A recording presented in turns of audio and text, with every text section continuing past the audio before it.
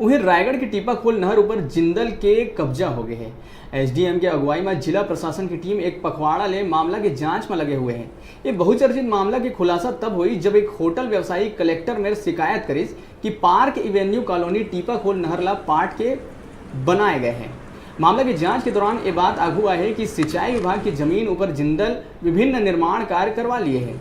संगे संग नहर की जमीन ऊपर गाड़ी मन के शोरूम और रहवासी कॉलोनी के अवैध निर्माण घलो करा लिए गए हैं।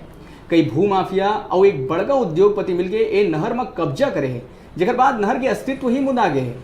फिलहाल एक लंबा अरसा के बाद प्रशासन के नींद टूटे हैं। अब देखना यह है कि नहर के अस्तित्व ला बचाए पर प्रशासन का कार्रवाई करे।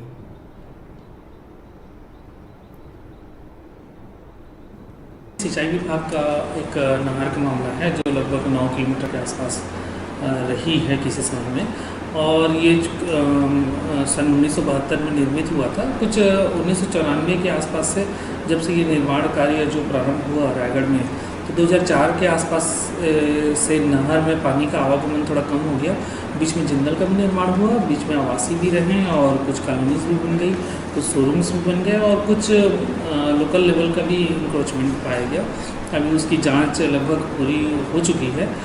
प्रतिवेदन के लिए अभी हम जो प्रतिपक्ष है उनसे भी हम उनसे जानकारी ले ले रहे हैं। अगर उनका कोई पक्ष होगा तो अपना पक्ष रख के उसमें हम प्रतिवेदन उस हिसाब से करेंगे, ताकि आगे जाकर वो जो उसमें विधिक कार्रवाई की जा सकती है आगे जाकर उसमें कोई अड़चन नहीं।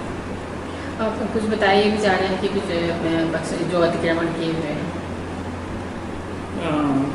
नहीं, ऐसा तो कुछ नहीं। हम किसी को, हम लीनियर प्रोजेक्ट है, लीनियर प्रोजेक्ट के हिसाब से नाप जोख कर रहे हैं, किसी को छोड़ तो नहीं है उसका।